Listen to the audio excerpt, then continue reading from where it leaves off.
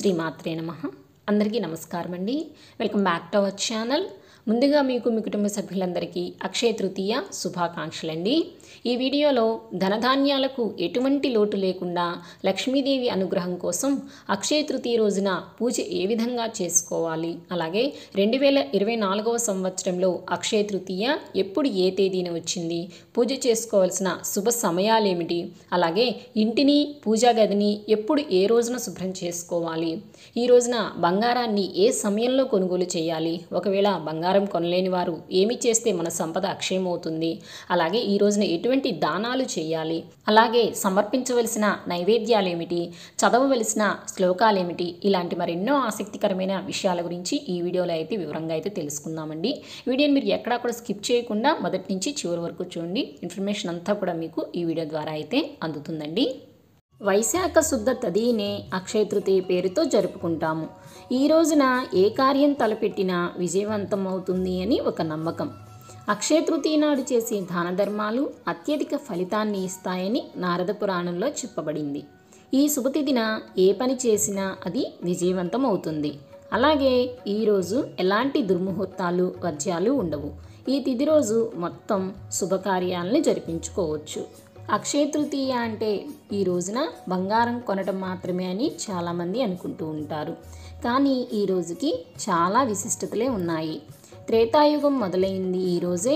అలాగే విష్ణు స్వరూపుడైన పరశురాముని జన్మదినం, శ్రీకృష్ణుడి సోదరుడైన బలరాముడు జన్మించింది కూడా ఇదే రోజు. అలాగే పాండవులు అరణ్యవాసంలో ఉన్నప్పుడు పాండవులకు శ్రీకృష్ణుడు అక్షయ పాత్రను ఇచ్చింది కూడా ఇదే రోజు. అలాగే కురుసభలో అవమానం జరుగుతున్న ద్రౌపదికి అక్షయంగా చీరలు ఇచ్చింది కూడా ఇదే రోజు. అంతేకాకుండా మహాభారత కావ్యాన్ని వేదవ్యాసుడు వినాయకుడి చేత వ్రాయించింది కూడా ఇదే రోజు. శివుని జటాజుటం నుంచి భూలోకానికి గంగ చేరింది కూడా ఇదే రోజు. అలాగే అన్నపూర్ణాదేవి పుట్టింది కూడా ఇదే రోజు. సింహాచలంలో నరసింహస్వామికి చందనోత్సవం కూడా ఇదే రోజు నిర్వహిస్తారు. అంతేకాకుండా ఈరోజు లక్ష్మీనారాయణులకు వివాహం జరిగింది కూడా ఇదే రోజు. 2024వ సంవత్సరంలో అక్షయ తృతీయ శ్రీ క్రోధినామ సంవత్సరం ఉత్తరాయణం వసంత ఋతువు వైశాఖ మాసం శుక్లపక్షం అండి. ఈ రోజున విశేషంగా 2 తిథుల కలయికతో అయితే కలిసి వచ్చిందండి. విద్యా తిథి మే 10వ తేదీ తెల్లవారుజామున 5:49 వరకు ఉంటుందండి. తదుపరి తదియా తిథి మే 10వ తేదీ తెల్లవారుజామున 5:50 నుంచి మే 11వ తేదీ తెల్లవారుజామున 4:46 వరకు తదియా తిథి అయితే ఉంటుందండి. అంటే మే 10వ తేదీ మొత్తం కూడా తదియా తిథి అయితే ఉంటుంది. మనం హిందూ పంచాంగం ప్రకారము ఏ పండుగనైనా సరే సూర్యోదయంతో ఉన్న తిథిని పరిగణలోకి తీసుకుంటాం కాబట్టి మే 10వ తేదీనే సూర్యోదయంతో తదియా తిథి ఉంది కనుక అక్షయ తృతీయ పండుగని మే 10వ తేదీ శుక్రవారం రోజునే జరుపుకోవాలండి. ఈ రోజున పూజ చేసుకోవడానికి శుభ సమయాలు మే 10వ తేదీ ఉదయం 6:06 నుంచి మధ్యాహ్నం 12:35 లోపల పూజ అనేది చేసుకోవడానికి అనుకూలంగా ఉందండి. అలాగే ఈ రోజున బంగారము మరియు వెండి మొదలగు విలువైన వస్తువులను కొనుగోలు చేయవలసిన శుభ సమయాలు ఉదయం 9 గంటల నుంచి 10:25 లోపండి. మరలా సాయంత్రం 4:45 నుంచి 8 గంటల లోపు ఎప్పుడైనా సరే మీరు బంగారం కానీ వెండి కానీ కొనుగోలు చేసుకోవచ్చు. మరి ఇంటిని పూజా గదిని ఎప్పుడు శుభ్రం చేసుకోవాలి అని అంటే మే 10వ తేదీ శుక్రవారం రోజున, అంటే పండుగ రోజున మనకి శుక్రవారం అయితే రావడం జరిగింది కదండి. శుక్రవారం రోజున మనం బూజులు దులుపుకోవటాలు అలాంటివి అయితే చేయం కాబట్టి మే 8వ తేదీ బుధవారం రోజున ఉదయం అమావాస్య తిథి 8:58 వరకు అయితే ఉంటుందండి. కాబట్టి అమావాస్య ఘడియలు వెళ్ళిపోయినాక మే 8వ తేదీన ఇంటిని పూజా గదిని అంతా కూడా చక్కగా శుభ్రం చేసుకొని పెట్టుకోండి. అక్షయ తృతీయ రోజున ఎలాంటి దుర్ముహూర్తాలు రాహుకాలం వర్జ్యాలతో సంబంధం లేకుండా అన్ని శుభకార్యాలని నిర్వహించుకోవచ్చు. అలాగే అక్షయ తృతీయ రోజంతా కూడా శుభంగానే ఉంటుంది కాబట్టి ఏ సమయంలోనైనా సరే బంగారాన్ని కొనుక్కోవచ్చు. అక్షయ తృతీయ రోజు తప్పనిసరిగా బంగారం కొనాలా లేదా పూజించాలా అన్న విషయం గురించి తెలుసుకుందామండి. మన శాస్త్రాల ప్రకారం ఎక్కడా కూడా ఈ రోజున బంగారం కొనుగోలు చేయమని పండితులు కానీ శాస్త్రాలు కానీ చెప్పలేదు. కేవలం బంగారం దానం చేయమనే చెప్పారండి. అలా దానం చేయాలంటే ముందల బంగారం కొనాలి కదా.